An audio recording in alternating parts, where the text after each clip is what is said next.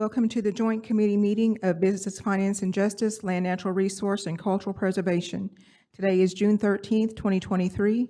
I call this meeting to order at 5:46 p.m. Invocation, Representative Leonard Gouge, if you'd provide that, please.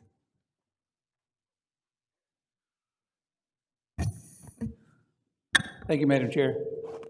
Gracious Heavenly Father, thank you for giving us this day and give us the courage to review and make the right choices for the tribe and for the people.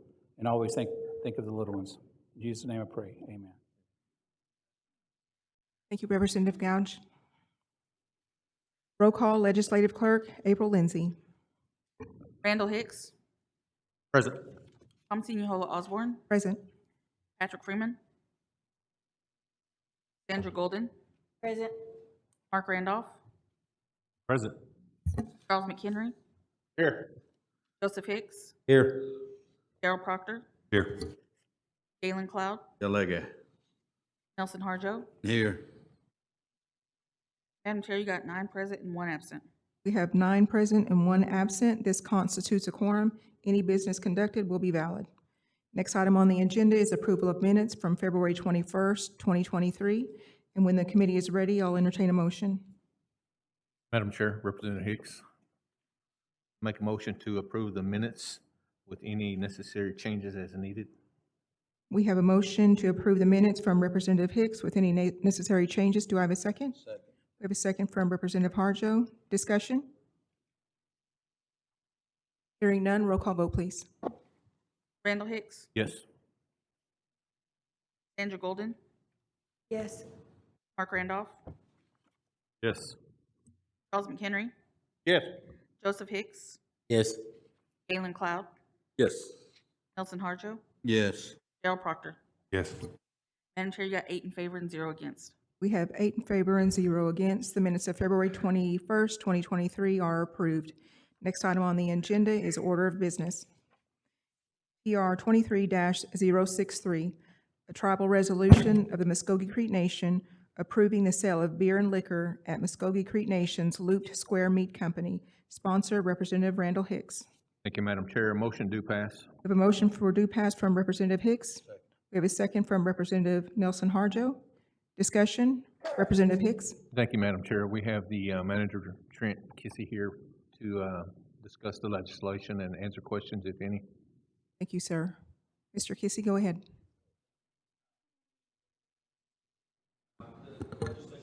Sir, will you turn your microphone on, please? Is that better? Yes, thank you. Not very often someone tells me to be louder. The legislation itself here is pretty straightforward. This is sort of the first step in the process to get National Council approval if we wish to sell liquor, beer, or wine there at Loop Square Meat Company, and then we have to go through the tax commissions, the rest of their process. So this is the initial outlay of that, just to kind of give you guys an idea of the plans. I was discussing it with Madam Chair earlier, but the primary goal of this is to put together some subscription type boxes where we do like a high-end date night sort of box, maybe for an anniversary or special events, a wedding or something like that, where we would pair like a wine that goes specifically with the steaks and lobster or bone marrow type appetizers that we're wanting to put together. So I'm not saying that we would never put it on the shelves, but that's not sort of in the near-term plans at all. There's a lot of logistical issues there, as any of you have been in the shop and know the size is one, just of our retail space. I mean, we sell a lot of products already, but so we're not really looking to kind of cram it in there, but this would be primarily in the back. On a subscription type basis where customers could come in and maybe pay like a monthly set fee, and then for their birthday, anniversary, things like that, we would put together a box that would have maybe 2 or 3 or 4, however many they order, steaks, appetizers, and sides that go with that. So that's the intent of this legislation. And again, I'm not, I'm not saying whether or not we will ever have it on the shelves. That's certainly not a decision that I would make on my own, but this is the intent of the legislation at the time, is just to put those boxes together, and then if we ever expanded to having anything on the shelves, then it would have to be sort of a different type setup. We'd have to get some lock cases and things like that where we could kind of control that a little better, because again, space is an issue there at the retail space, adding different products. So that's kind of the intent of this legislation. If there's any questions, I'm happy to answer those. Does the committee have any questions for Mr. Kissy regarding this legislation? Madam Chair. Representative Golden? Yes, thank you. So you say you have a plan. Do you have that in writing so that you could show that to us? At one time? I can put something together. Yes, thank you for the question. I can put something together. Again, this is sort of the initial steps. Seminole Nation has a vineyard, and we've kind of had some discussions with them. We get reached out to fairly often by breweries and stuff that want to do like a Muskogee Nation or a Loop Square, sort of a branded product. I think they think it would help drive their sales. Again, I'm not that I'm uncomfortable, but there are some things that would have to happen at the plant before we would be able to carry things on site, just for the safety of my employees and staff, and then folks, right there on Highway 75. So we would have to do some things before we ever got to the point where we were carrying things on the shelves. But I can certainly send you over a kind of a general idea of the boxes and how we plan to proceed with that. It's gonna take some logistical hurdles as well. So this is not something that's going to be super immediately put into place. One thing we're going to need to do before we do the subscription side is get a website that kind of tracks those orders online where we can kind of keep an inventory. We don't currently have a website. We're operating with just the Facebook page and walk-in customers right now, but sort of our plan going forward is to get some more resources there where folks can either order online, and maybe we can do deliveries down to our communities, whether that's far down south, Dustin, Hanna, Eufaula area, and then maybe meat in Okmulgee for folks that order, whether it's bacon or sausage or steaks, products like that. We want to kind of get to where we can offer our full sort of menu, if you will, our offerings to more folks, because we're just right there on Highway 75 and it's just north of town. But if you live in Okmulgee, sometimes it's out of your way to come up there. So selfishly, it's on my way because I live in Claremore. I drive by it every day, but that's not the case for everybody. So some of the things that kind of would come down the line would be you would order online, and we can maybe drop that off at a set place, a set location, even if that's here at the complex where we set up maybe on Friday, and you come and pick up whatever you ordered there. Would give folks the opportunity to pay online, whether that was with a card or with like an EBT type system, that they could track all that online, so we don't have to worry about handling cash and checks and things like that out in different areas. So that's not really part of this, but that sort of online system would work for that as well. And part of my question has to do with security for your inventory. So, Absolutely. So I was discussing the same thing with Madam Chair earlier, and it's certainly something I'm not super comfortable with. Again, I have an MPA, and so we're running the business. There's a lot of parts of it that can be scary. So my initial goal with this would be to keep everything locked up in the back in our dry storage room where we keep all of our supplies and things like that. That way we wouldn't have to worry about things on the shelves, whether they're time that we have folks manning the register or not. It creates a little bit of a logistical issue, because really the only place we would have on site that's sort of secure in the retail space would be right there behind the cash register. And if you've been in there, there's just not a lot of space back there. So we probably would have to have some specialized cabinetry built that would be kind of a slimmer profile that we could display it, but that would keep it under lock and key for when either business hours are closed or someone's not right up there up front, where it wouldn't just be a grab and go type scenario. We get asked a lot whether we're ever going to have cases full of beer, and my stance on that is always we're a meat retail outlet, and we want to offer fresh food and fresh produce. We're not a convenience store, even though we do offer some convenience type items. We sell Bedre chocolate now, and we sell Quapaw coffee. We sell some other tribally produced products, but my goal for the facility would never be that it was a grab and go type convenience store setup. It's part of the reason we don't have pop, and part of the reason we don't have a bunch of chips. We just don't have the space, but that's just not what we do. So any inventory that we have now would be locked up in the back, and it wouldn't be accessible to customers until we get a more formal sort of cabinetry system that we can lock and keep under key.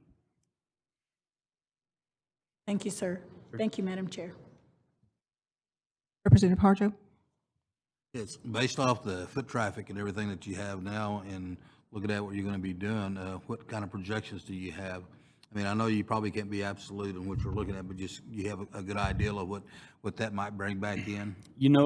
I don't specifically have a number for you. I know that any alcohol sales are a pretty high margin item, and we haven't even reached out to a vendor yet. I mean, I don't even have a place to go buy it. So before we did that, I wanted to make sure it was something that National Council and the administration thought was good for us to do, because I don't want to get too far down the road with a vendor and then never fails, word gets back to someone and it seems like I'm doing something that I'm not. So this is sort of just the first step in that process. I'm happy to put together some more numbers. I think I think the box idea, it's pretty popular. We get asked about it a lot. People want to come in and buy just a bundle, and which is funny. We have so many choices in the retail space, but you can almost get choice paralysis in there. We just recently put together a beef bundle. We've got 3 or 4 bundles that we're getting kind of put together now, pricing on, and we offer a price break on those as well. So there's some calculations in there, but the boxes are wildly popular. As soon as we put them out, I mean, we have to keep kind of 30 or 40 built in the back for people walking in and taking them. So I would anticipate that if we put that online and started offering that service, it would be something that's, you almost have a full-time person kind of staffing boxes and making sure that the right person gets their order. So I'm happy to put together some more projection type things for your margin projections, but I don't have those yet. Thank you, sir. Thank you, Madam Chair. Are there any more questions for Mr. Kissy regarding this legislation? Mr. Kissy, how soon could you get the projection and plan together? I could probably have it done in a couple weeks. I have to make some phone calls and see what I can get put together, but for sure by the next month's meetings, I could have something put together. The written plan, I could have that done this week. Just send over kind of what I'm thinking and the logistics of that, where we're going to keep it and things like that. I could have that done this week. The financial aspect will be, because like I said, I don't even have a vendor relationship yet, so I would have to kind of reach out and see what cost is going to be for us and what we could price that at, and getting vendors, kind of the procurement process, have to work through that as well. So that would take a little more time than the logistics of it. I could do that very quickly. If you could send what you have so far, because our meeting is Saturday. Okay, I can do that. Okay. And if you'll send it to April, and then she can Okay. disperse it to everyone. Can do. Thank you. Any more questions for Mr. Kissy? Hearing none, roll call vote, please. Randall Hicks, Yes. Sandra Golden, Yes. Mark Randolph, Yes. Charles McHenry, Yes. Joseph Hicks, Yes. Galen Cloud, Yes. Nelson Harjo, Yes. Darrell Proctor. Yes.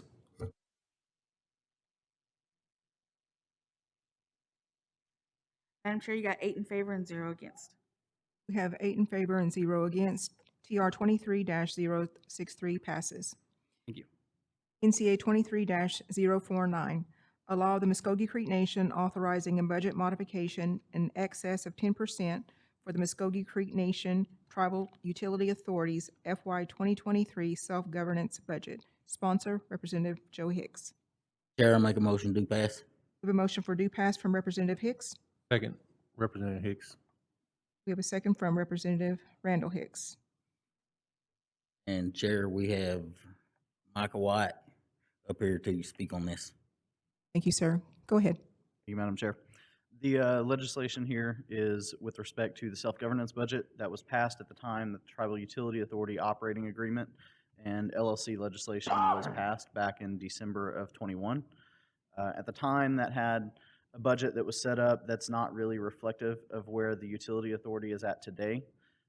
We have started to engage some consultants that can help us with navigating some of the projects that we have with respect to setting up internal policies for rate making, and also looking at the mission, vision, and objectives of the utility authority as we are moving forward with some of these projects. So that was the reason we requested the budget modification, is to roll that into a contractual line item so that we can engage those outside consultants with more expertise with that respect.